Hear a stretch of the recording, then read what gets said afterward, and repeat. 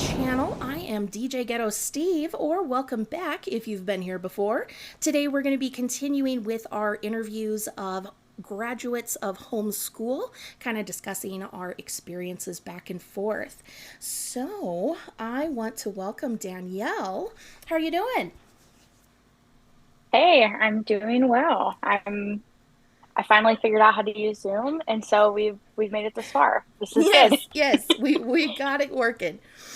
So, for starters, just what did a day in the life look like for you? You wake up in the morning, what does your class and like chores and extracurriculars, what does your day look like? Um, like when I was a kid, when I was Yeah, homeschooled. when you were being Yeah, okay. homeschooled. Yeah.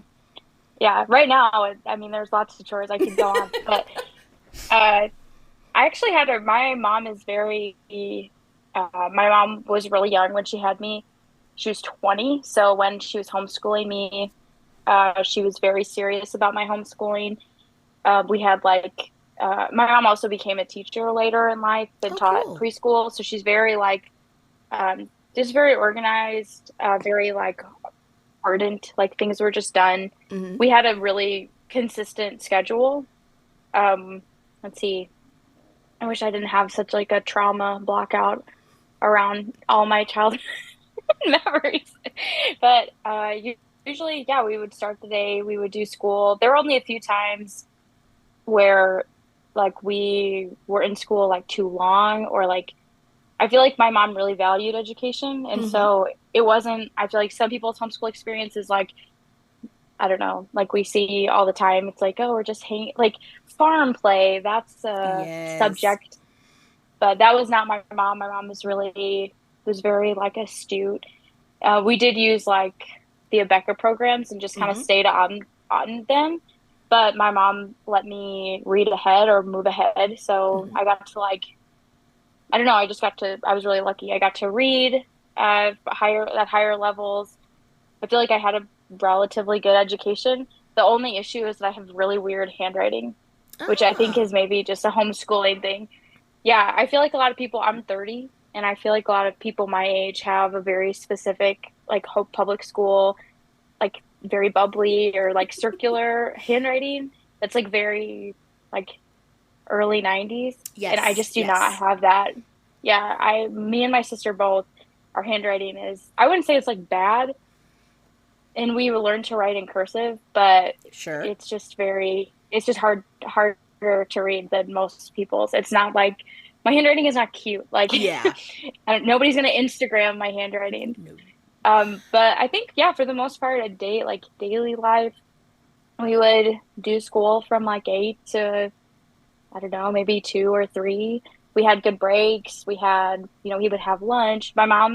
We lived in a really small town. I grew up in a well, when I was being homeschooled, I grew up in a small town in Michigan.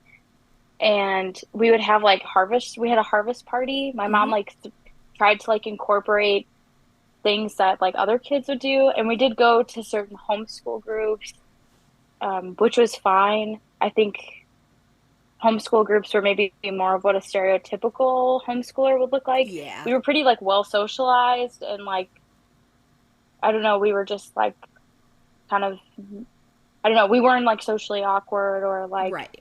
unable to have conversations with people that were different than us or I don't know, it was very I don't know.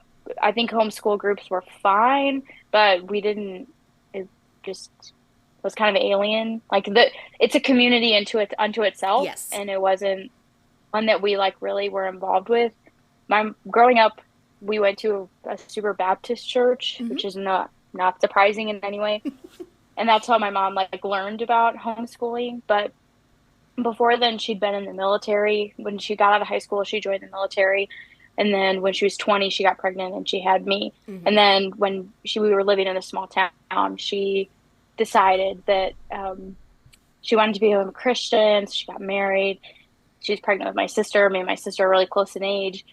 And so she just kind of like really doubled down on she wanted to do a good job and she wanted to be a good mom. And so I think Christianity played a part in it. Like she wanted us to care about God, but Hmm. I think the real focus was being educated and she wanted to do it in like the right way. My mom is if you care about the Enneagram, my mom is an Enneagram 1. So Ah, she's okay. very, yeah. Well, I don't know. She's very like, I would say she has a lot of one qualities. She likes things to be right. She likes things to be done correctly. And that was especially true when I was younger. So she wanted to like make sure we were getting like the best of the best. So she did a lot of Yeah. research and found the curriculums that she thought were the best that were Christian because that was what kind of the community around us was using. And then yeah, I just ended up using like a Becca for a lot of her stuff. And then eventually I moved to a charter school, which used like Oh, okay. Saxon math. Sure. Yeah, but I didn't realize like Saxon was like a Christian. Is this like a Christian thing or Christians just You like know, it? I don't think it is. I'm pretty sure it's a secular curriculum because I did probably 5 or 6 years of Saxon, and I don't remember a single religious thing anywhere in the texts. So I'm pretty sure it's a secular program. It's just definitely not my favorite program for math. I Hmm. struggled with some of the higher concepts. I just don't think it did a great job of explaining calculus at all. Some of the other subjects were great. Physics, I did AP physics through Saxon, and I absolutely loved it. I aced it. It was so much fun. I could visualize the math happening in my head.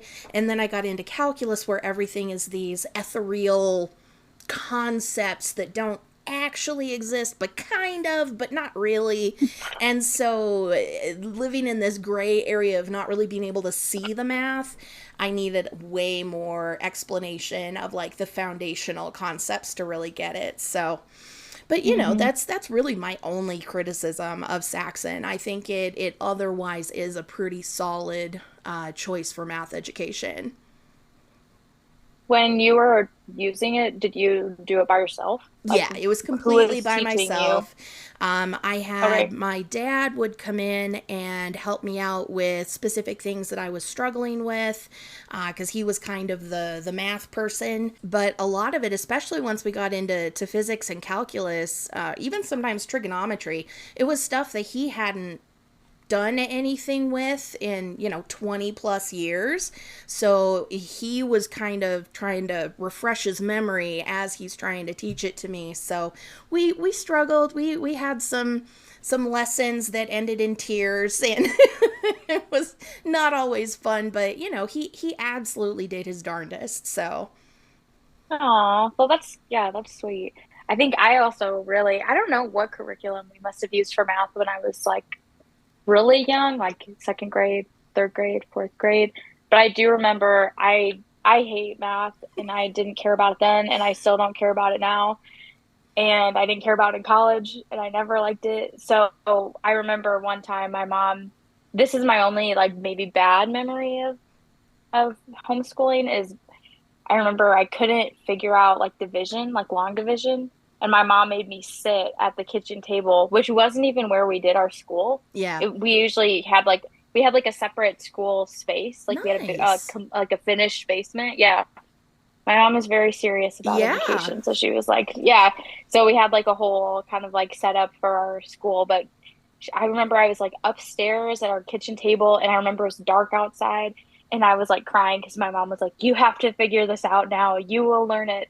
And I was like being forced. She's like, "You have to figure this out. You can do it." Oh, And I'd like given up. I was like, yeah. "Absolutely no, I will not do it." I think I did eventually get it, and honestly, my mom, I she can be, she could be mean, but I don't really.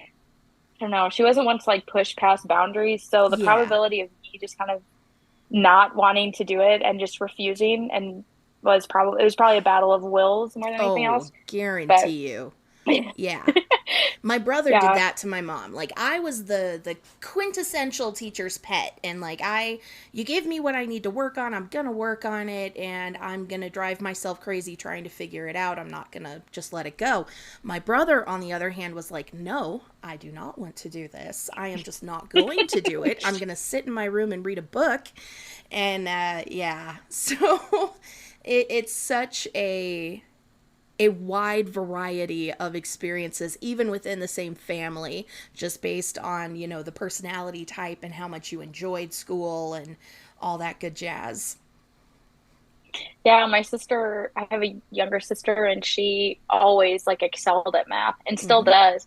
Was really that was just like she was just like naturally kind of inclined to do it and like continue to be good at it. I think even still is like more technically minded than me.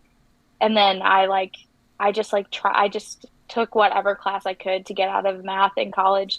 And then I ended up getting like I have like a writing degree. Yeah. I went on to get it. Yeah, so I was like, I don't want to, I'm not gonna do this. And even in high school, I was like always refusing, I think. And I'm not a very like rebellious person, Hmm. but I think that's where I draw the line. Like everything else, I can be tolerant of. Math, absolutely no. Like Exactly. Gotta have standards that's the somewhere, you line I know? won't cross. Exactly, yeah. That was my one boundary in Right. school was crossing over it. Now, did you have extracurriculars? You said you were in a Baptist church, so did you do Awanas? Were you ever in like 4-H, Boys, Girl Scouts, etc.? My family isn't very farmy, and my mom Hmm. grew up in the city. My dad grew up in a town even smaller than I did growing up, like really, really small, pretty insular, but was not a Christian or anything. It's just he just grew up in a small town. Sure. And yeah, so we didn't do any like farm things, though we were always like farm adjacent. There were people in our community who had farms, like there were farms around us. And even in high school, when I eventually went to public school, it was a similar vibe, like just kind of the area that we were in.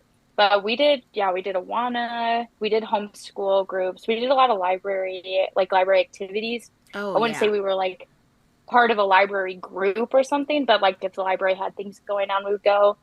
My mom also got super obsessed with Left Behind, Oh, the book no. series. Yeah.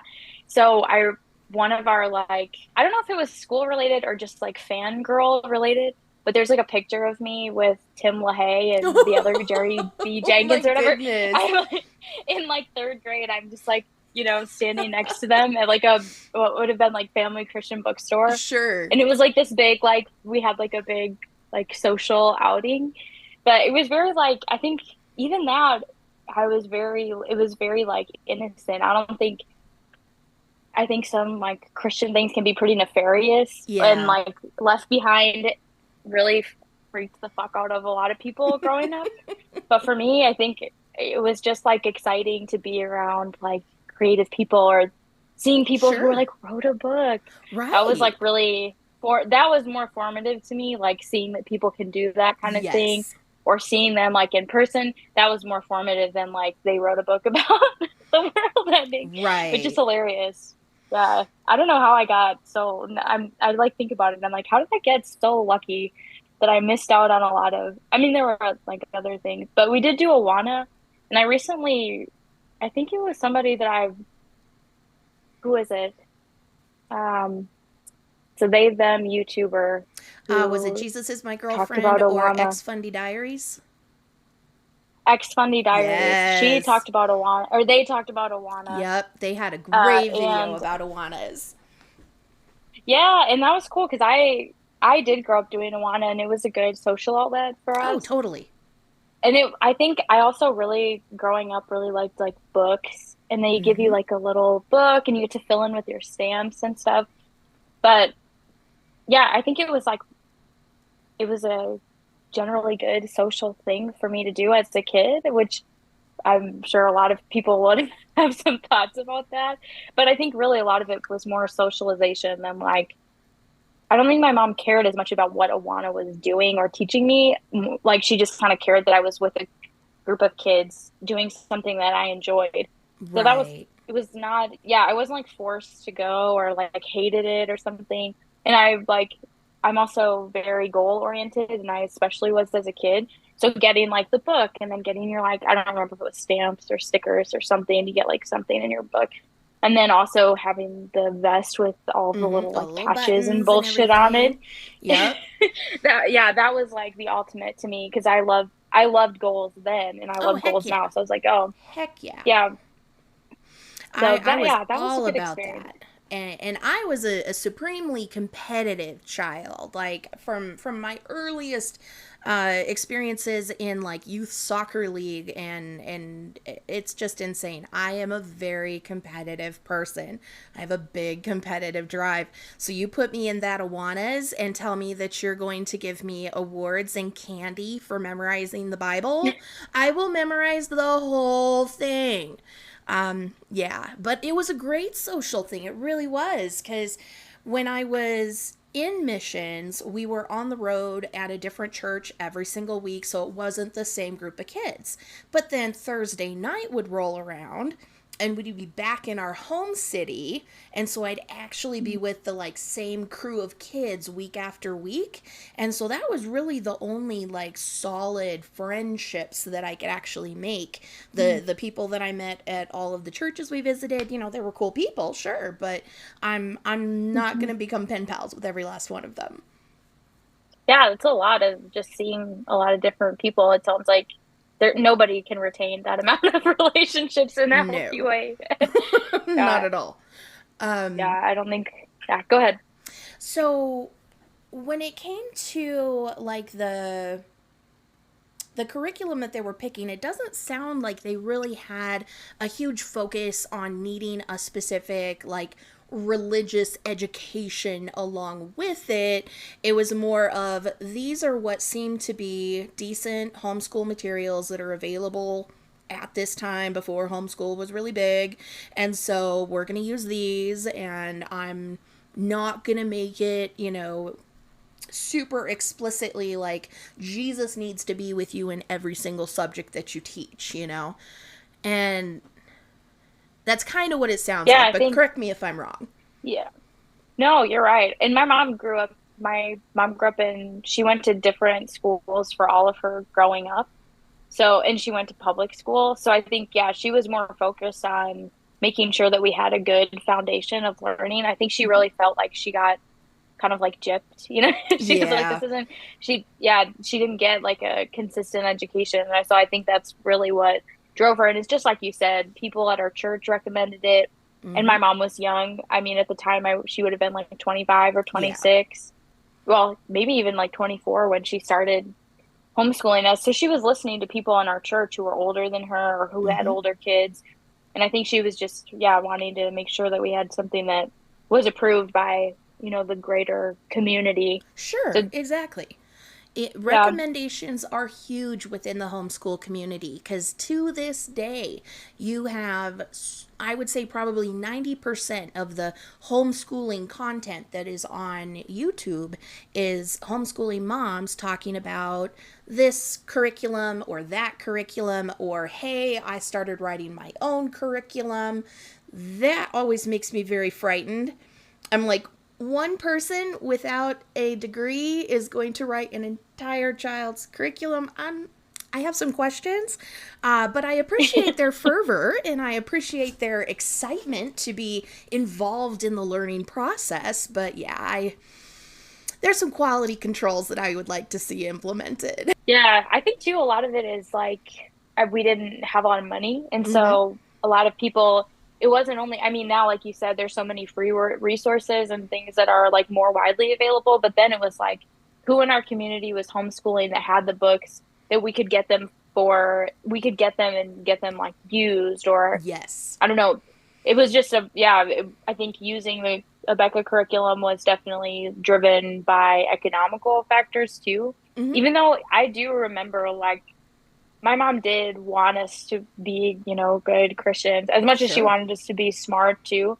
So the lessons and things like that. But I don't think my mom really, I mean, I don't know, I've never asked her like science and stuff. Mm-hmm. All of the like hating evolution and stuff like that was never like a big deal in my house. Like I don't remember growing up and being my mom being like, an evolution is really bad. It was more my church community that was saying that than like my mom.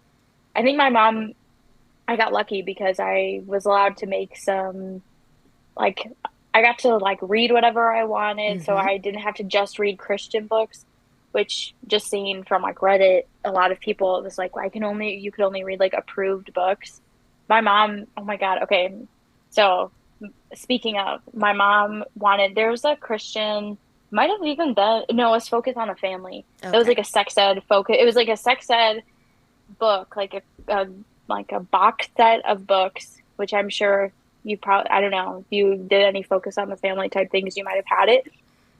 But it was like there's like a book for when you're 3 to 4 and then blah, blah, blah. And so Mm-hmm. my mom had found a book at like a book sale, and my mom has really wild ADHD. And so she found this book about like how babies are made and how they're born. And my mom, that is a very precious, like she's very proud of being a mom and going through like being pregnant, having a baby. Mm-hmm. And so she bought the book because it had a bunch of pictures of like, this is what your belly looks like, and like how your body changes and whatever. Sure. And my mom had taught me how to read really early. I started reading at 3. Mm-hmm. And so she had the book out, and I read the book. And one day we were sitting down doing like our Focus on the Family sex ed, and she was like, "Oh, do you know?" Like just kind of talking us through. And I was like, "Oh, I already know about that from the book." And she was like, "What book?" She's like, I was like, "Yeah, you know the book that you got at the bookstore, like the baby book. It had like apparently sexually explicit, like like love making baby Oh story." no. And so I had like, she was like, "Yeah, I already know about that from the book." And my mom was like, "Why did I do this? Why did I teach you to read?" Like she was really, I mean, it was funny when she brought it up. I don't think she was just like, she was just like, "Oh God, I can't believe I did that." Which Yeah. I think yeah, but it worked, I guess. Whatever it I found my takes. way. Yeah, exactly. Maybe I probably got a better, more comprehensive sex ed than a lot of other kids who were homeschooled. So maybe it worked out in my Yeah. favor. I I really didn't get a lot of sex ed. I got kind of the talk, which was a quick little overview of the basic mechanics and what my mom's preferred birth control options were. And I, after that, was like, I need to know more. So I went to the library like a good little nerd, and I started looking through like Grey's Anatomy and some other medical books to try and get an Okay. idea of what things were supposed to happen. What's going on? And I don't know what book it was, but it went over like venereal disease. And of course, because it called it venereal disease, you know this was written in like the 1960s. That was the most frightening book I have ever read in my entire life. And I was just like, okay, we're gonna be very, very careful when we're an adult. Oh God, man. Yeah, I didn't get that experience. I got like, yeah, the delicious baby making of it all. But it's just funny. It's funny what kids will find. Like, I don't know. Okay, so I'm not, I was born in the 90s, but my parents, for some reason, and this was when I was in like third or fourth grade, my mom, I don't know who, somebody had told her like about VC Andrews and how they were young adult books, like Mm-hmm. Flowers in the Attic is a young, and it actually, I like looked it up recently because I reread the whole series, and it technically is a young adult book, It is. which makes, that's very interesting to me because I remember like I got it at the library. And I feel like it's more for people my mom's age. My mom is 51 now, 50. More by people my mom's age who read Flowers in the Attic. But I Mm-hmm. was like a generation later, and I'm like devouring them. I'm like, this is what it's like to be an adult. And it's so pervy. I reread it recently, and I was like, this is just. It also was not as spicy as I remembered, and I was like kind of No, no, let no, no. down. Yeah, as a kid, I was like, oh my God, this is so crazy that I'm reading this. Everyone will know what I'm reading about.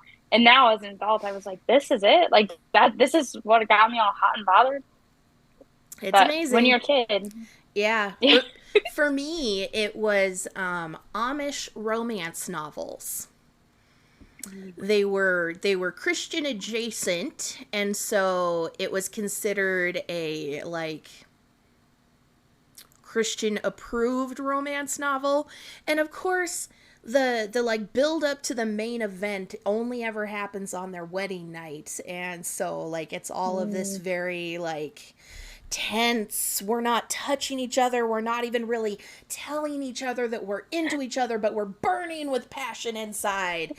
And so yeah, that's the spiciness that I got into. Oh.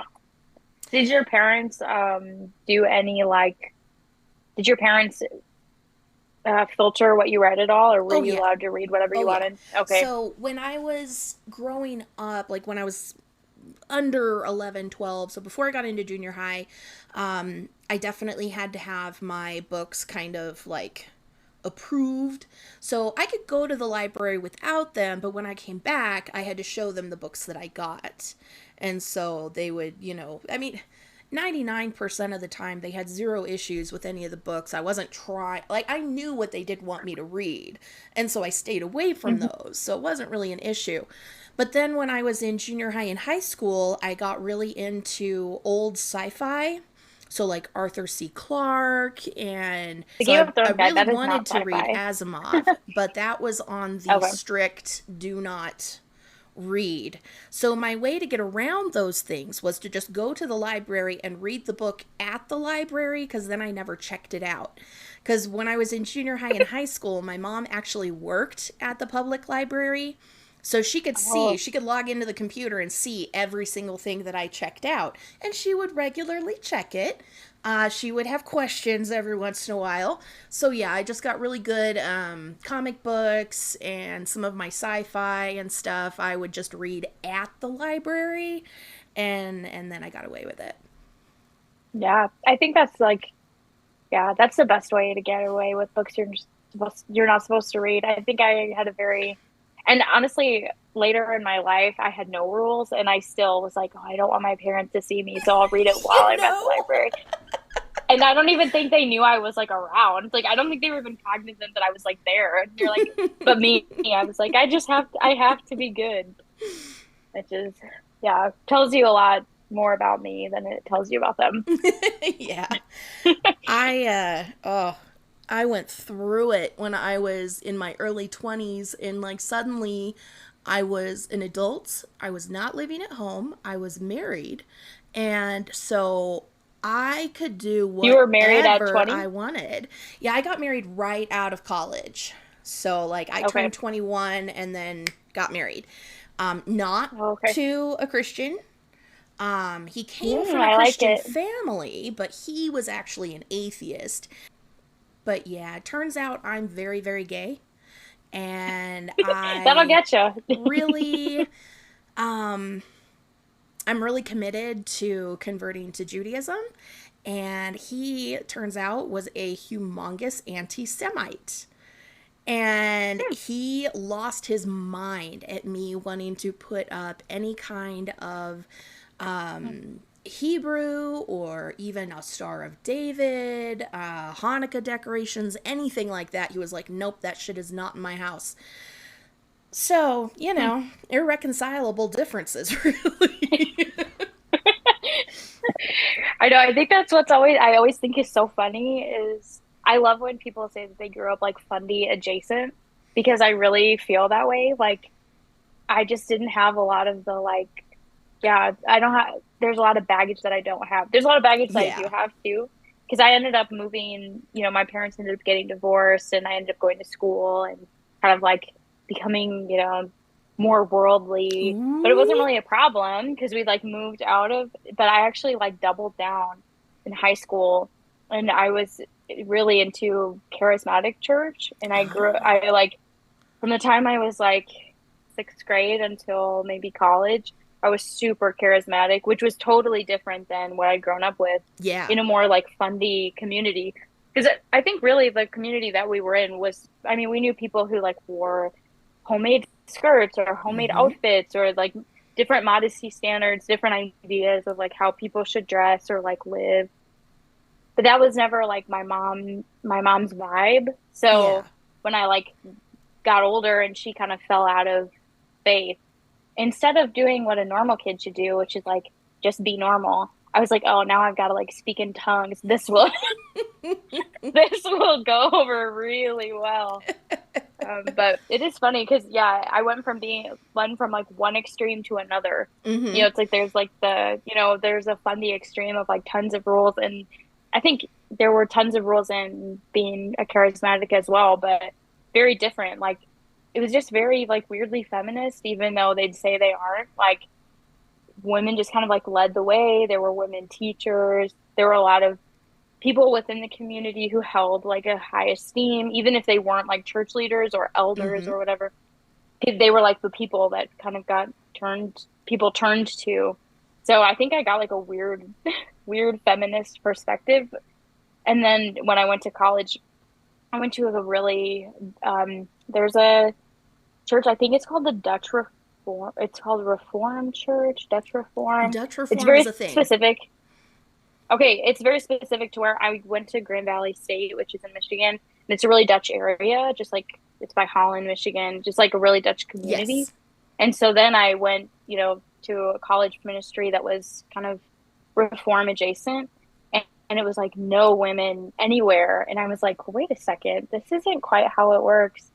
And they've since changed. One of my friends is actually a minister now in the Reformed Church, which is cool for her. So things have changed, but it was just a big, like, lots of big swings. It's funny to me that, yeah, just the ways that religion kind of shows its own face. Like, Mm-hmm. there's like certain ways that people do things, but they're also like, or there are ways that we believe we do things, but really the community is functioning in a totally different way, Right. which I think is interesting. Yeah, like charismatic church, there weren't any female pastors or, they could only be like Sunday school teachers or whatever. But at the same time, they also were like running the church. Yeah. We're Well, telling everyone what to do. Well, when you look at the history of the charismatic church in America, it was a woman who was the first one to speak in tongues and to talk about being given prophecies and whatnot. So it was women that kind of kick-started the charismatic movement, and then men came in and were like, "Yes, we're going to go with this. You can do the glossolalia. You need to do the translation." Yeah, I think that's something I liked. I've liked watching a few of your, you've like done some history lessons, Mm-hmm. and I've really liked listening to those. A lot of it is, things that I learned growing up, but I feel like there are also some things that I didn't know. So I've liked watching your stuff. Yay! I'm So glad you somebody have one other fan. than history nerd me enjoys these things. But yeah, I No, had a it's lot of cool. fun putting Yeah, those together because there was a lot that I studied church history significantly when I was in high school and college. It was just something I was curious about. And so it's something that I've had just kind of a vague overview of, but I never really dug down into it. So digging up the archival photos of like the creeds and confessions and writings and stuff was so cool. did you go to a Christian college when you were done with school? Did you go to a I Christian did. school or did you get to go? You did? Okay. So Which my one did you parents go made a to? deal with me. They said, "We'll help you pay for college as long as you spend at least 1 year at a Christian university." And so they, of course, were pushing things like Bob Jones, or they knew not to push me towards Faith Baptist Bible College because I wanted a science degree and not a Bible degree. So I picked Cedarville because they had a pretty good reputation as far as a place for medical sciences. They have a phenomenal nursing program. So I was like, yeah, let me go there. I managed to get like 5 different scholarships, and I was in the honors program and everything. And it was super, super fundy. Okay, no skirt or skirts, Right. but So unless it was so cold. skirts unless it's 32 degrees or below for at least 3 days. There was no PDA whatsoever. Even if you were married and your spouse was another student, you could not have PDA on campus. You had to go to the married student housing, which was like 5 blocks off campus. They kept it very neatly sequestered from all the single people, so we weren't tempted. You were not allowed to babysit for any of the married couples. because there was a concern that you would try to hand that rocks the cradle. Um, Okay. they thought you were gonna fornicate with this poor woman's husband, like you're only babysitting because you're trying to steal a woman's husband. I don't. Interesting way to a man's heart. Yeah, Not right. one that I'm familiar with. Yeah. So I was actually studying one day with my then boyfriend, and we were in my dorm's like main group areas where the laundry was. I was doing laundry while we were studying, and it's this room that's just giant windows all around. And it's a community area, so people are in and out all the time. I almost got fined for studying with him because we did not have a chaperone and we were opposite sexes. And I had to fight the frickin' security guy because he was just determined to write us up and give us fines and stuff. And I'm like, dude, we are studying. I, I got fined multiple times for coming back to the dorm after curfew. That was a The big curfew was fine probably like too. 6 p.m. Yeah. Actually, it was I think 10, 9 or 10. Okay. So it wasn't super duper early, but if you went to a movie in Dayton and you got to drive back after the movie, like you're gonna be past 10 o'clock. That's just all there is to it. So it was frustrating. Sounds But very arbitrary. it was extremely arbitrary. The campus safety was called public safety. However, their sign had been defaced multiple times to say pubic safety because that was where we all knew the true force of the rules was for. But despite that, I know so many people who snuck their boyfriends into their dorm room to have sex. And oh, the number one place to have sex on campus was the chapel. The Of course. ginormous dark chapel. People would go and get in between the rows and like do the deed, Got to do what you got to do, you baby. know? Just using your resources, as they Correct. say.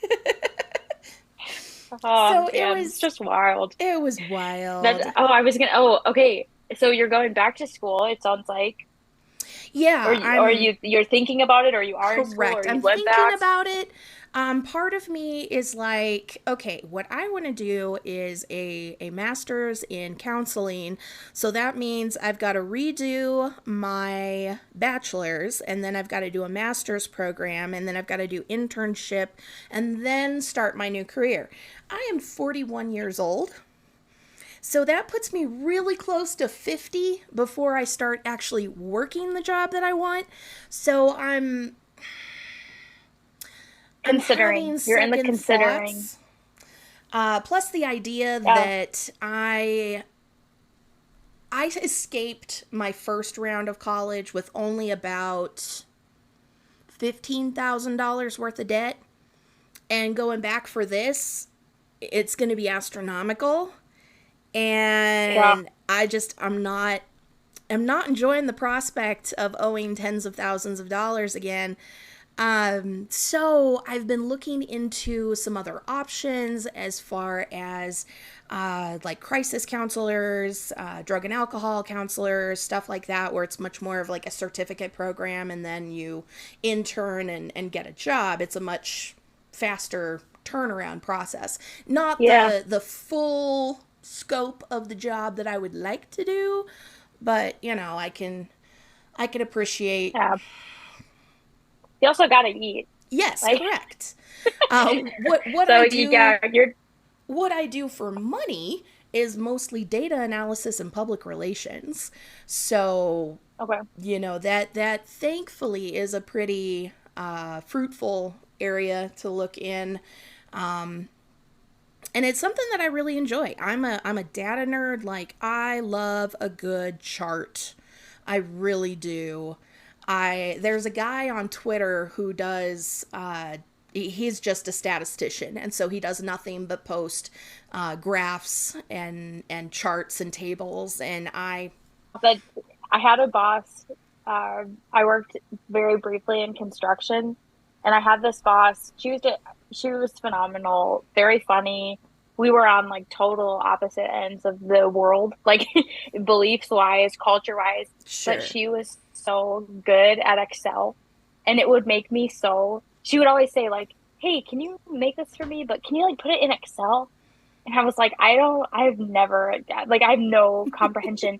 And then she would come over and she'd be like, "Oh, why are you doing this?" And she would like type like five little codes into my computer. Mm-hmm. And it'd be like fixed. Like, and I was like, this is, this is what I missed out on when I was in college, when I only wanted to take all of my, my day classes. I could have been learning Excel. Like, what was I doing? What was I thinking? You Or know, maybe I just zoned out in the parts where I was supposed to. But anyway, it's just funny. Yeah, it's cool. I'm excited for you. It sounds like you're on a cool path. And even though you're 41, you still have plenty of time. Like yes. I you, keep telling myself, you're yeah. with the state of end stage capitalism, I'm going to be working till I'm 80 anyways, so I may as well enjoy what I'm doing Yeah, because, I've only got 20 years under my belt so far, and I've got another, 40 to go. So, yeah, maybe more. but Yeah, I'm in this contemplatives group, and me and my spouse are the youngest people in it. We're both 30, and then there's people in our group who are turning 70 and it's just really cool. I feel like the world has changed very dramatically when it comes to like thinking about age and mm-hmm. how age works and like what you can do, what you're capable of when you're, you know, over 60, over 70. I think the tides are just changing because people are living so long. Yeah. But yeah, but anyway, it seems cool. I'm like, oh, you have so much fun doing counseling. I feel like your personality remind I had this incredible counselor when I lived in the South. Her name was Dixie. Aw.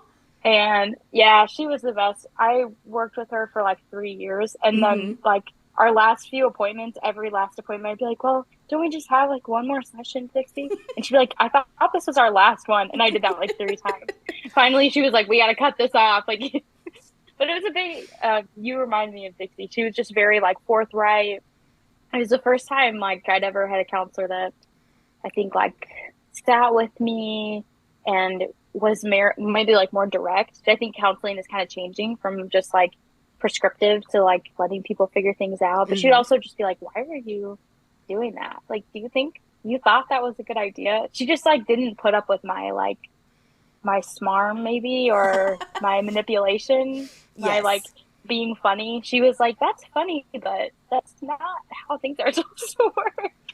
So I think you'll have a lot of fun no matter what you decide to Yeah. do. Well, I mean, And it's it's been really cool to talk to so many people. And I mean, growing up, we went to homeschool conferences, we were part of co ops, so I was around a decent amount of homeschooling kids. But now going back and talking to all of these people as they're adults, it's a much different perspective that I'm getting from everyone. It's kind of deceiving because all of us were kids at the time looking at our families going, "Oh, well of course this is how it's supposed to go." And then as an adult, we talk to each other and kind of compare notes and we're like, "Ooh, that was kind of messed up." yeah, I'm interested in seeing like what I mean, there's always going to be like in my job, instead of calling people fans, the word for like fan in that translates is extremist. So so there's always going to be extremists, right? People like, but I also think maybe I'm just like a too optimistic of a person, but I'm like getting a little hopeful.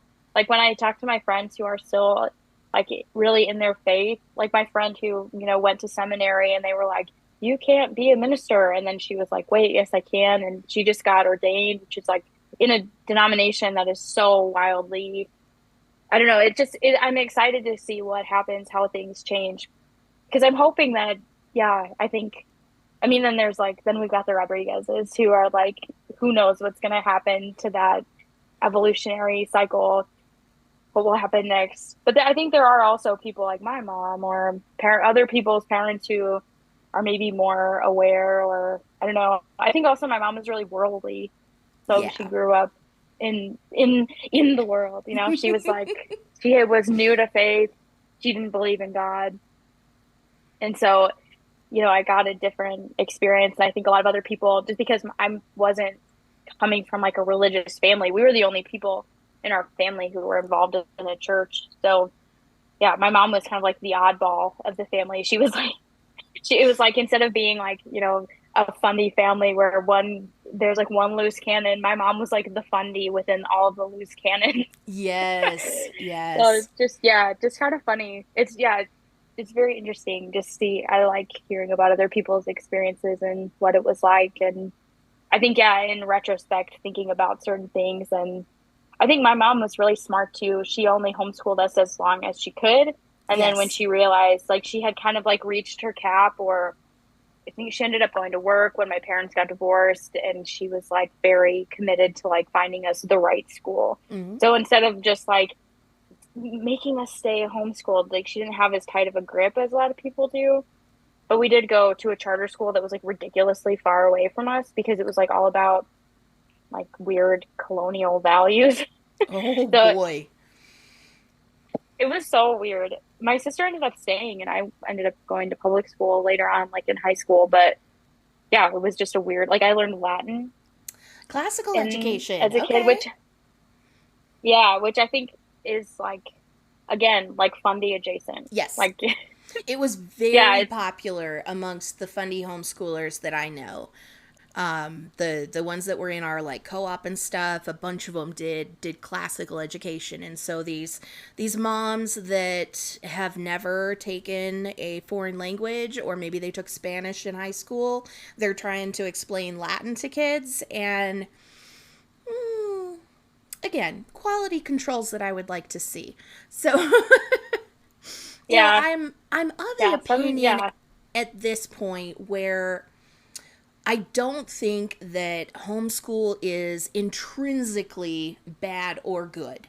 I think that Hmm. it is like anything else, it is a tool, and it can be used well, it can be used poorly, and it can be used for evil. So I think that, you know, I get a lot in like the homeschool recovery group and stuff where people are just like, ban it, we should never have homeschooling, no one should be allowed to do this, and I'm just like, let's give a little bit more grace there. Let's recognize that, you know, there's really shitty public school teachers, there's shitty private school teachers. Like, no one specific method of education is going to guarantee you the perfect experience.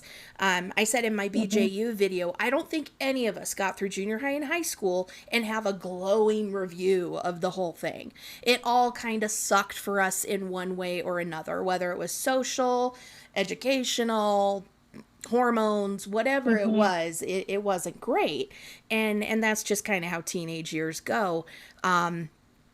My my intention at this point is just to drive greater conversation about listening to homeschool students and not just listening to the homeschool moms, because the homeschool moms will tell you all about the benefits that they saw, or the uh, good outcomes that they saw. But then as soon as the kid isn't doing well, it's the kid's fault. But if the kid's doing well, it's because they were homeschooled. So there's a lot of bias that happens in those conversations. And so a big part of me wanting to do these interviews is just to give a greater variety and perspective on homeschool experiences, and to give prospective homeschool parents an idea of just how varied it can be. It can seem like, you know, oh, well, you pick a curriculum, you walk them through it, they're all basically learning math, they're all basically learning grammar, but it's not. It's very, very different. And so listening to people that have been through it, not just from the parent side, but from the actual, you know, student side, is important. And I don't think that there is enough of that. There's a lot of invalidation for homeschool graduates when you're in homeschool circles. So, you know, but like my Yeah. sister is homeschooling my nieces, and she's doing kind of the Charlotte Mason, uh it's kind of a, I want to say it's like Montessori, but it's not. It's a little different. But Montessori light. right. Yeah. So it's very big on having the parents like integrally part of every single piece of the curriculum. It's not a set the kids down with a book and have them answer the questions at the end. There is actual like live instruction going on Being through the engaged. whole thing, Yeah. right? And so that kind of homeschooling, I'm like, that sounds great. Especially at the younger grades. Like, I do not see any reason why K through third grade cannot be taught by any person who has college experience. You know, I'm sure that when it comes to uh, learning disabilities and things like that, that there is certainly nuance and pedagogy that can be very beneficial. But in general, I think most parents can handle those first few years of education if they are willing to put in the time and the effort, because Hmm. there's a lot Yeah. of people that we snark on that absolutely do not put any effort into it whatsoever, and you get the sot Yeah. dirt, and that's just how it goes. But it doesn't have to be like that. It can be a positive, rewarding experience. Yeah. I think you're totally right. Just there are parents like my mom who are so invested, so involved. And then even other people who homeschooled like way later, people that we knew and grew up with, and then, whatever, we ended up going to school. People I know who are really successful now, Mm-hmm. totally fine, like normal people. I mean, maybe not, I don't know, normal isn't the right word, but functioning, able to Yes. survive, have a job that, is paying them. They're not on, they have a secure life. Right. And then, there are people who I feel like controlling education is a way to like keep your kids under your clutches, make sure that they're not doing anything that you don't want them to do. Or I have it reminds me of in my contemplatives group, we always say that like all like I guess sometimes we say evil, but just like all negative things, like things that are done, like trauma, side effects, all of it is like misdirected love. It's like Yes. it's not like your parents want you to, it's not like Joe Rodriguez wants Timothy to like have this life. Right. She wants him to be a successful person, and so she Yeah. did that in the best way that she could. And I think I mean that she's just like a public figure, but there are other people in my life who I grew up with who had very similar views, and they were just doing the best that they could with what they Yes. had. It was definitely misdirected love. It was like, well, I grew up, I had, people who I had bad experiences or I had trauma, parents who had trauma, and were like, well, instead of dealing with it, I'm just going to control your life so that you never have to experience it. And then everything goes, comes out sideways. And yeah, so I think about that a lot when it comes to like education or what people are doing. Just kind of, it's misdirected love. Mm-hmm. And maybe I'm just like too optimistic. um, some people it's just pure evil. Some people are just mean, but I think for a lot of parents, it's misdirected love. Oh, I totally, totally agree. There was a song in the 80s by 38 Special called Hold On Loosely. And part of the lyrics are hold on loosely, but don't let go. If you cling too tightly, you're going to lose control. And I think that that is so poignant in the concept of family systems. Like we can hold our families close, but if we hold them too closely, and whether that is me wanting my parents to act a certain way, my parents wanting me to act a certain way, but if we hold too tightly to that, we're going to be manipulative, controlling, and it's going to be toxic. So it's important to not try to hang on too hard to those. It reminds. Okay, I don't know if you care about Michelle Obama, but she Love her. recently was on Conan's. Okay, yeah, she was on Conan's podcast recently. They were talking about being parents, and it might have even been like just like the show notes, like the highlights. But she was talking about how being a parent is like you're teaching your kids how to deal with life. Mm-hmm. And I think that's like the goal, right? The goal is like when a situation arises where there's stress or anxiety or fear or, you come up against something else, the goal is that you teach them how to like, go through or go over or go Mm-hmm. on whatever through that time. And I think a lot of times I think about, people we snark on or people that I know who they're not teaching their kids how to interact with problems. They're teaching them like how to avoid it at all costs. And I Yes. think that happens a lot. I think it doesn't Christian or not Christian. I think a lot of Mm-hmm. people are, and it's, yeah, they're not doing it because they're like evil people or they want their kids to fail or something. They're just doing it because they don't want them to like feel bad, which I'm like, that makes sense to me. I'm like, I get Right. it. You don't, who wants your kid to feel sad or, especially if you felt, we all have those feelings. You don't want a kid to feel that. They're like, well, hopefully they're the thing Yeah. that you love the most in the world. So I think, yeah, it's very, yeah, very interesting what people will do, what happens within family systems. I'm sure if you talk to my sister, she would have a totally different experience. She would say I'm probably the exact opposite of me, that Okay. my mom was like, yeah, my mom like didn't take care of her needs or didn't realize certain things or blah blah blah. And I know this is mean, but it's almost like hindsight is 2020. Like my mom Yes. only knew so much, and now like just so much in the last like 20 years has opened up about Mm-hmm. development, how kids work. Yeah, there's such a wider spectrum of ways that we interact with kids who have different learning abilities and possibilities. And so my sister probably would be like, have a very different view of what happened when we were growing up. But it's like you said, it's her experience.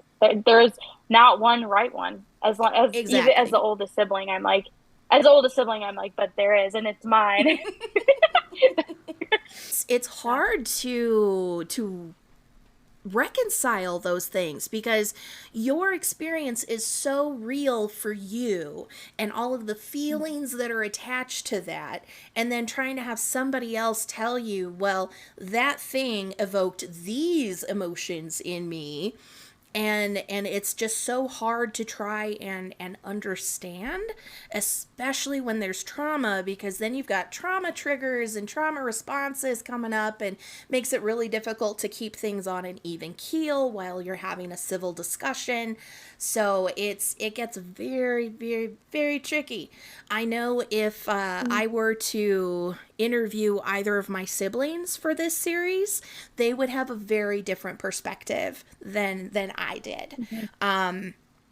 Part of that because I was the oldest and so I was the guinea pig, and part of that because of the years. I mean, my siblings are 4 and 8 years younger than me, so the times were a little bit different by the time they got into junior high and high school versus me.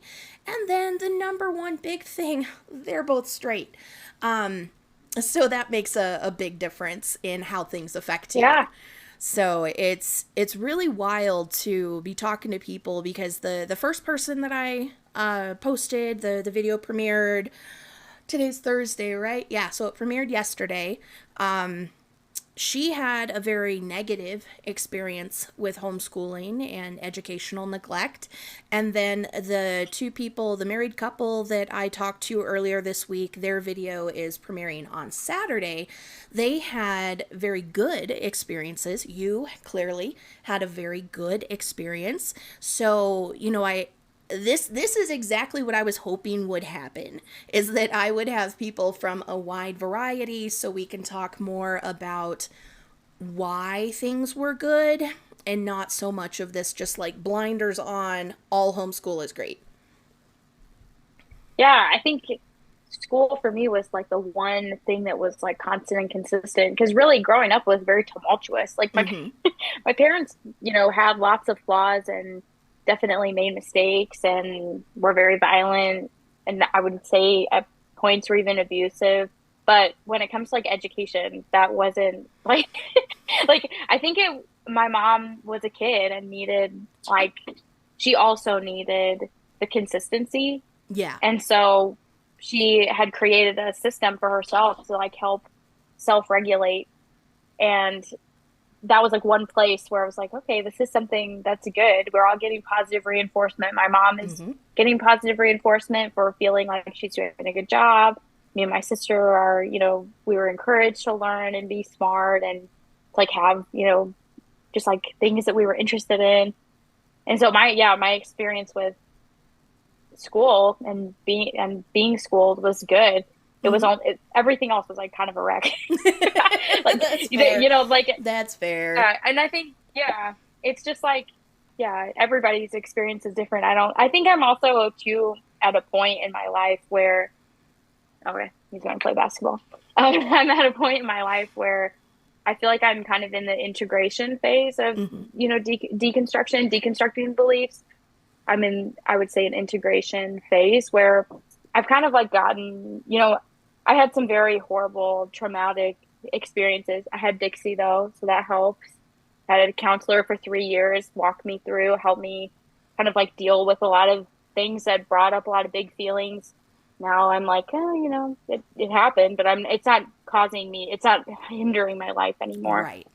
But yeah, I think I'm in a place where I'm like, well, there are things about my childhood that were, anybody would say they were bad. Like this is Yes. just not supposed to happen to kids. But also there were some, it's not 100% bad. No. There were some things about that were really good Yeah. too.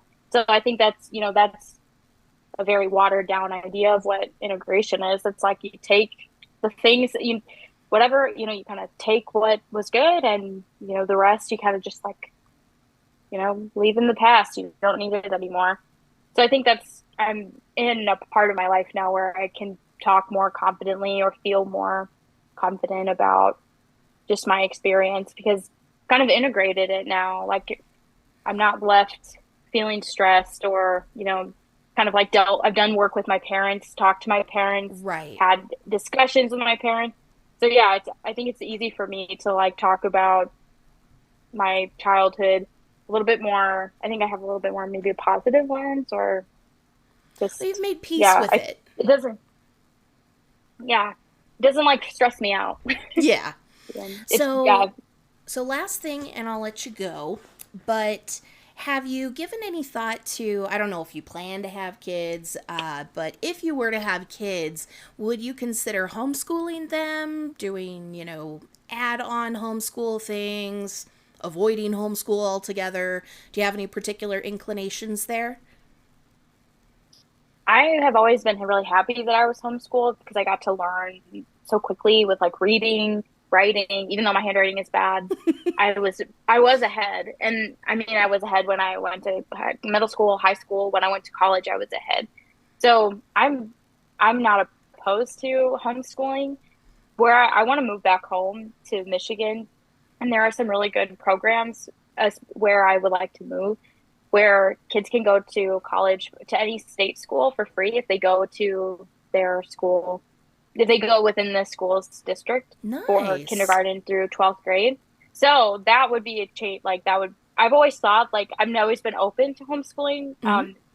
I also work, like I like to work. I work in tech and it's a lot of fun. So I don't mind, you know, the idea of like sending my kids to school does not scare me. My Right. mother-in-law was a teacher for 30 years, so I Nice. have a pretty good like I feel good about school, Right. but I have thought about it and I'm like, oh, it'd be fun to if I have the time or the ability, Mm-hmm. if maybe I don't like my job anymore or I'm ready to move on to something new. If I did have kids, I always say if I acquired a kid because There we go. because I'm like yeah, because I'm always like, I don't really know. I have no strong feelings either way. I am, I'm getting geriatric for pregnancy, but I don't like.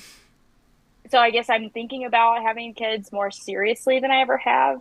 Like I've always thought, like, oh, maybe I will, maybe I won't. When I got married, we were like, nah, let's not have kids. And now that it's like maybe a thing that can be taken away, because Yes.